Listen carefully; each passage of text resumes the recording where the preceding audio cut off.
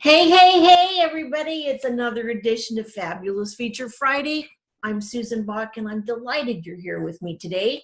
Or if you're watching the replay, I'm delighted you're watching the replay. I just have so many things I want to share with you today. I can hardly contain myself. One thing I want to focus on today, in fact, this actually is what I'm focusing on this entire month with my blog posts each week, is probably the number one question that I get from clients, and that's, how do I find more clients? Great question. Since we are in business to make money, it's not the only reason, but yes, it's essential. Let's be honest. We do need to have a profitable business to sustain ourselves and the lifestyle that we want to attain. We need clients to be able to do that. Clients and customers could be in the form of online programs, could be products, could be services. However you're choosing to deliver your uniqueness, your expertise, and your wisdom, you need clients to be able to purchase that from you. So the question, how can I help you get more clients? The answer is absolutely yes. And here's how. There's actually 4 steps that we're going to go through. The first step is defining your ideal client, your avatar, your niche, however you choose to refer to it, your ideal client. It's easy, or perhaps easier than you think, to define the absolutes of your ideal client, absolutes being the demographics, such as age, gender, geographic location, if that's important, relationship status, do they have children? Those are demographics, income level, or if it matters, is it a homeowner or not? So whatever the demographics are of your ideal target. The other aspect that's equally important and often overlooked are the psychographics. That's the personality of your ideal client, their beliefs, values, attitudes, personality, behaviors. Those are the intangibles, the psychographics, that are equally important as the tangibles, the demographics. So please consider both as you're identifying your ideal client. As a precursor to that, oftentimes I'm asked if I can help in actually helping you identify your ideal client. That's also equally important. And what I would suggest regarding that is that you think of, who do you love to work with the most? If you've been in business for a few years and you have some ideal clients that you just really enjoyed working with, it seemed to be a very even flow, an easy relationship. They were open and receptive and curious about what you had to share. That's a good relationship. So look at the characteristics, the attributes of that person. Consider that to be your ideal client. If you have 4 or 5, you can put together a composite of their demographics and psychographics, so that you identify who you love to work with. That's number 1. Number 2 is knowing their pain points. What do I mean by that? You are providing a solution or resolution or solving a problem to a particular pain, obstacle, or challenge that your ideal client is experiencing. Using the Alka-Seltzer commercial, they need relief. You're providing relief, a solution. In order for you to do that, you need to know exactly what their pain is.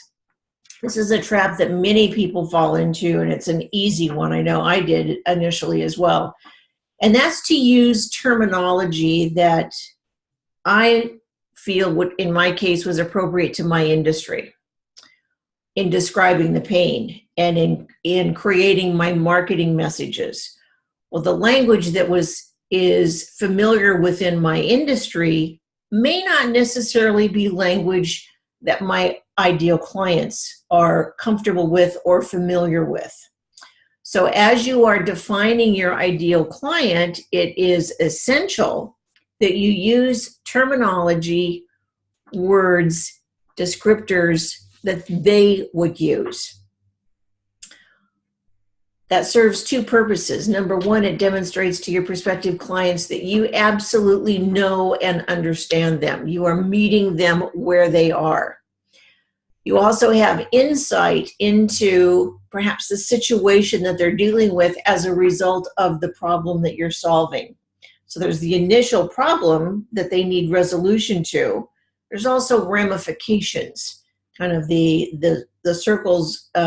You drop the rock in the water and the circles that go out from that, there's a ripple effect.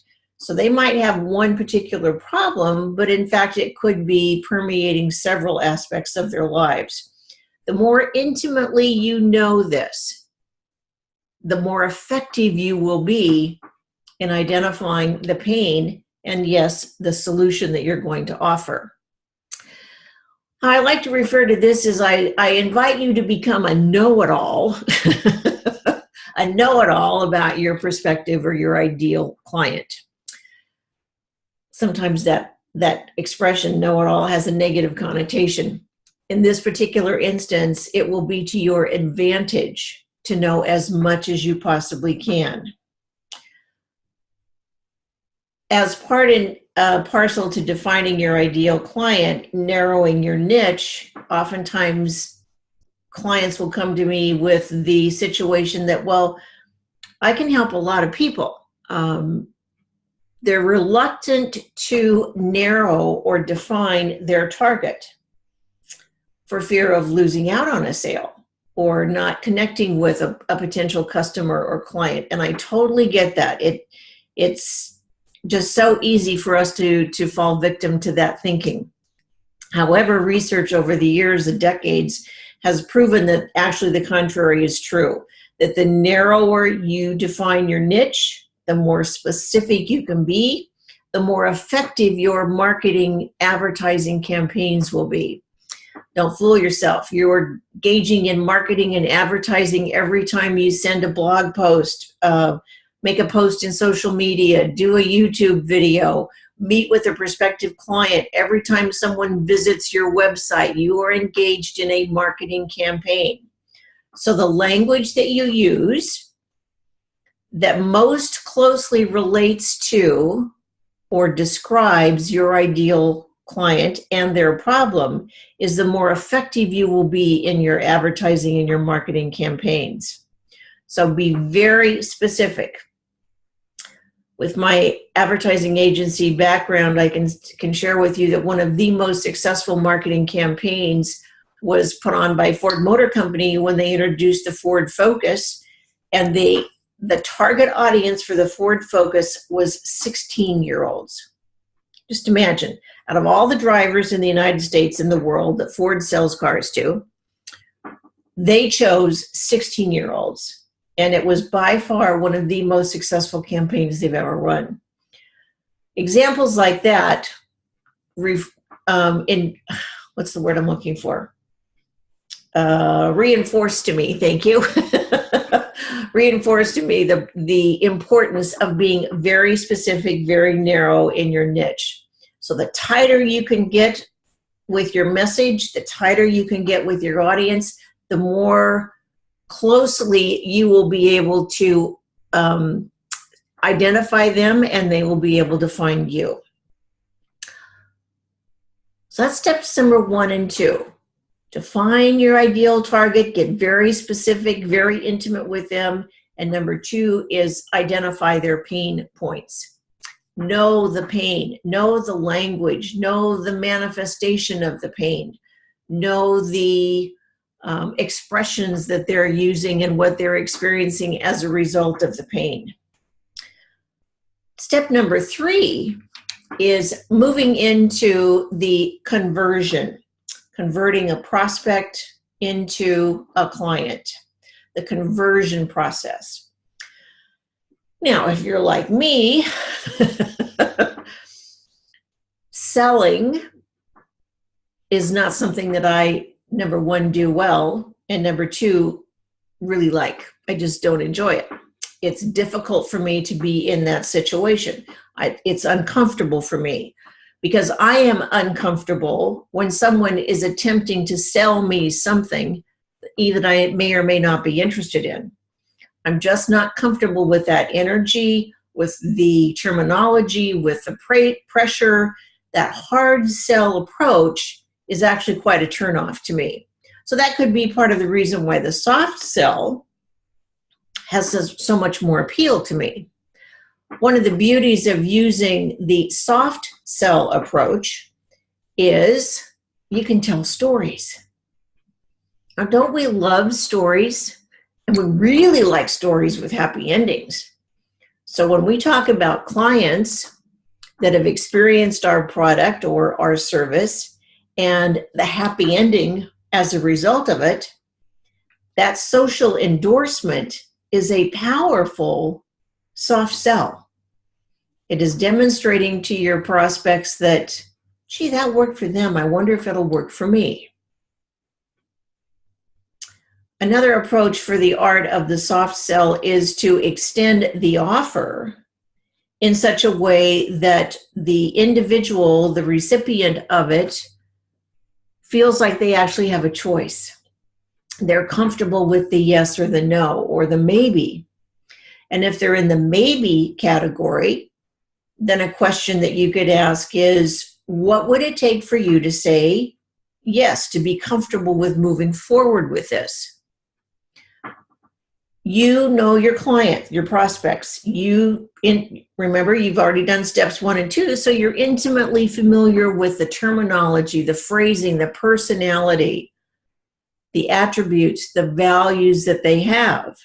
So yes, you can come up with a soft sell approach that is very easy for people to say yes.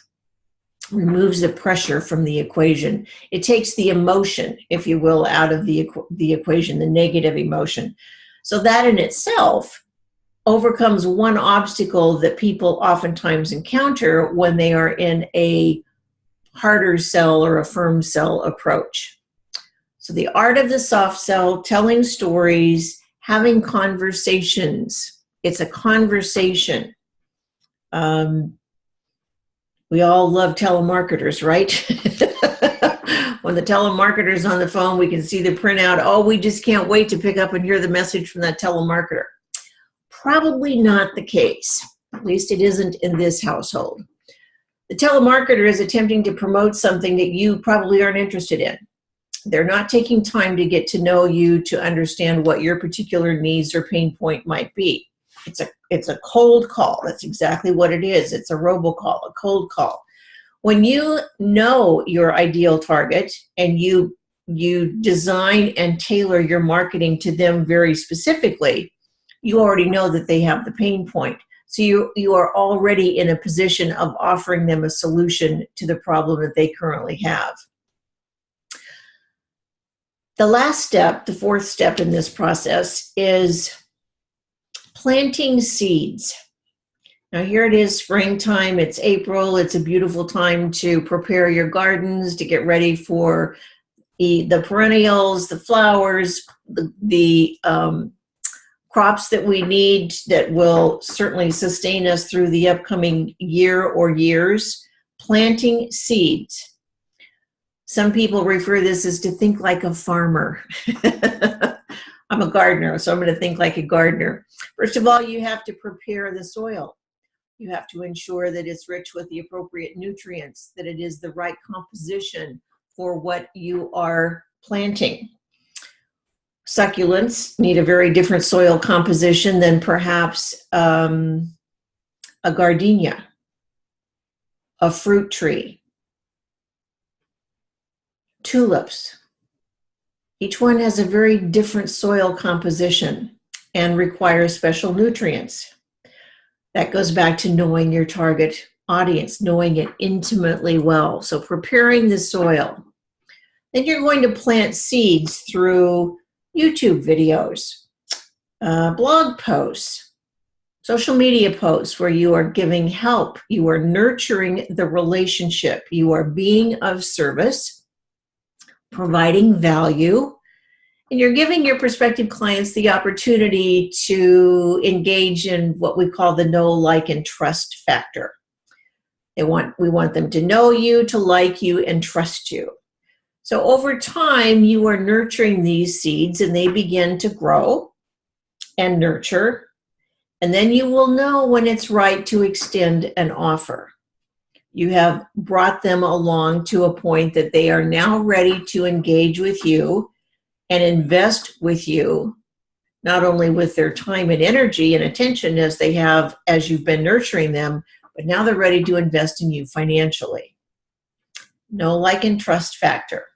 Think like a gardener. Prepare the soil, nurture them over a period of time, and then you will know when it's time to connect and make the relationship. 4 steps. I've gone over these quickly, and I get that. If you would like to read more about each one of these 4 steps in depth, then please go to my website, susanbock.com, and you will go to the blog post, which will be susanbock.com/blog, B-L-O-G, and you will see this series of blog posts that I'm running this month that is all about attracting more clients, more ideal clients for you, nurturing that client relationship, being in a position where, of course, your prospective clients want to say yes, creating that space, that energy, that confidence in you, what you have to offer, what you have to share, and how you can alleviate their pain. That's what they're seeking, is alleviation of the pain or overcoming the problem, the solution.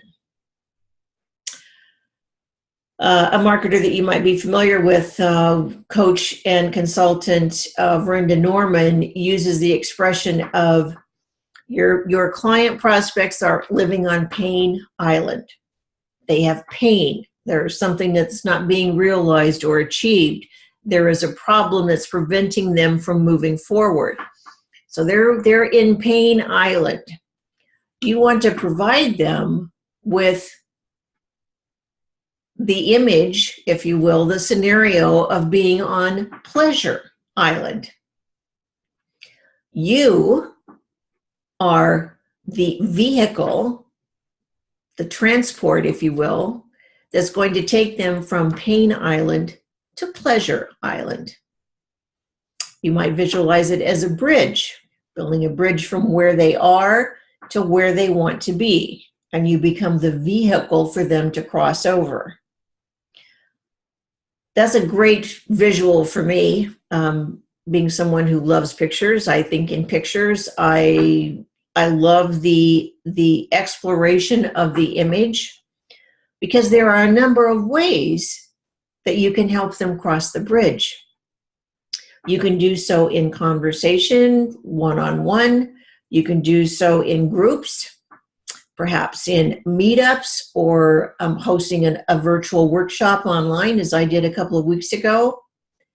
So many ways that you can connect with them and help them with the journey. Maybe it's a self-guided program. Perhaps you have an upsell from the self-guided program that they could participate in monthly group coaching if you're a coach consultant.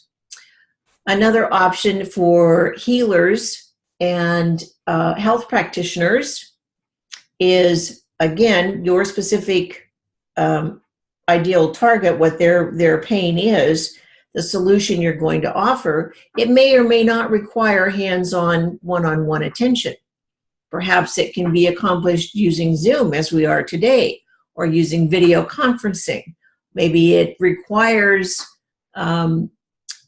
one-on-one presence, perhaps if you're an energy healer, or it may not. It could be just a phone call. It could be any sort of communication. But in order for that to happen, again, you have to make the connection. You have to meet them where they are on Pain Island so that you can bring them over to Pleasure Island. That's the beauty. Once they have crossed over, to Pleasure Island. You have a working relationship with them. They have trust and confidence in your abilities, in the solutions that you're providing. Then it's time to ask for the referrals. Do you know of anyone else that may benefit from my services or my program? Asking for referrals, asking for a personal reference, asking for an endorsement that you can put on your website or that you could use in promotional material. Asking for, again, their words on the solution, the result now that they have from going through your process, through your training, through your coaching. If you have been in business for a few years and you have some testimonials from previous clients, go back and look at the words that they used in the testimonial. Those are power words. Those are the words you can monetize. Those are the words that describe the experience that they had. As I said earlier, we love stories, and we certainly love stories with happy endings. All of your client testimonials are happy endings. Use that. That's a tremendous gift from your clients. Use those words. Use that descriptor. Use their experience as social proof that you, in fact, can take them to Pleasure Island. Those are the points for today. I'm going to open up for questions. Let's see what we have here. Hold on a second. Okay, open for questions.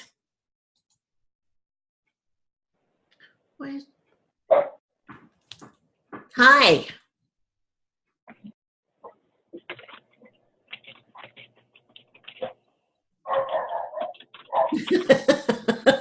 I hear a dog. And does the dog have a Bock back? That's great. Oh, you know what? I guess I can talk on my phone. Hello, it's me, Hi. Yvonne. Hi. Hi. I don't have a very specific question because I've identified my niche market just based on the dogs that you just heard.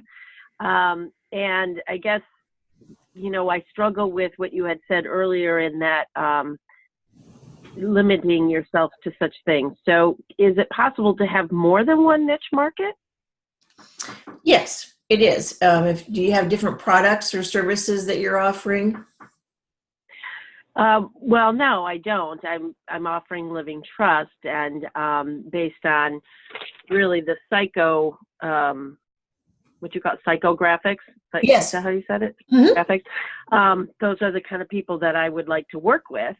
And however, along with that, people that own homes or, you know, there's some other aspects of their life Sure. that would also play a role in that. So how do you develop them individually, or do you put them as several, I don't know how to explain this, several categories within one niche? Does that make sense? That's a great question. And I'll answer it with a question. Let's say, for example, that your one ideal target is a person in their mid-50s, married, looking into retirement. They have a specific set of needs. Their pain, their challenges are different than would be perhaps someone in their 30s, right? Correct. So Yeah. You would want to have different messages for those two niche markets because the solution is the same, but what's going to bring them into you, Yvonne, is the message that's tailored to their specific situation. Okay. Helpful? That makes sense. Yes, very much so. Very much so. Very much so. Because I do get, for the longest time, I didn't really have a niche, so to speak, because of the product, and that it's not very discriminatory, if that makes sense. And so, but I get that you got to have the niche so you know who to market to. Right. And so having different sort of messages based on who the market is, which could be one and the same. If you're a dog owner, you may be a homeowner as well. Could be. Maybe not. Yeah. Yeah. Um, a suggestion I would make, a recommendation, Yvonne, if you've not already done so, is to create maybe a short questionnaire, 4 or 5 questions that you would send to a prospect or that you would have as an opt-in on your website to help you identify where they are in the process. So then their answers to your questions becomes part of your solution, part of your marketing message. That makes sense. It's a great resource. And so often I fell short of asking my clients, my market, for their opinion, their information. Because you see, I'm the expert. I thought I knew best. I did not. Right. And I was cutting myself off from the source that I needed to go to get the answers so that I could, in fact, be more effective at reaching my target, my ideal market. So ask questions. Let them tell you. Be the student. Yeah. I have another question that came in. Oh, I'm sorry, Yvonne. Did I interrupt? Nope, I'm good. Okay. I'm going to mute you then and go on to the next question. So often I hear this one is, I'm afraid to narrow my market. I'm afraid I'm going to lose sales. I'm afraid I won't reach the right people. Those questions, as I phrase them to you, are coming from fear of scarcity, of lack.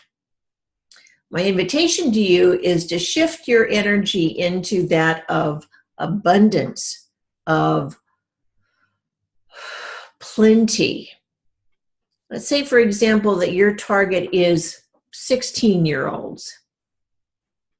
How many 16-year-olds are there in the United States? Just limit to this geographic right here, this country. How many 16-year-olds? How many 16-year-olds in your state, in your city? If you signed up every one of those 16-year-olds as a client, could you manage that? Do you have the resources, the infrastructure to accommodate that number of people? Maybe no, so maybe not. Maybe that's not the desire that you have for your business.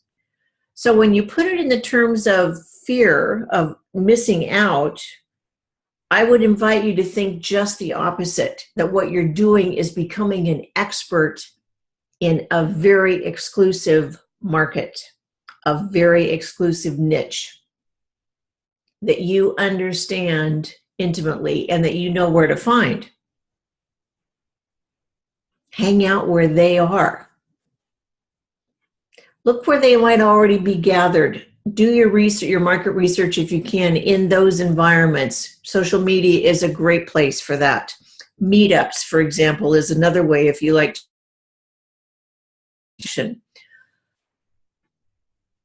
Find them where they are and then show up in their space. That way you are meeting them where they are rather than them having to come and find you. Make it easy for your prospects to find you. Be visible. Be available. And with that, I see we're out of time, so I will bring this full circle. Again, if you would like to see all 4 steps in writing in detail, please go to susanbock.com/blog, and it will be right there for you. Thanks so much for joining me today for another fabulous Feature Friday, and I wish you a beautiful weekend. Until next time.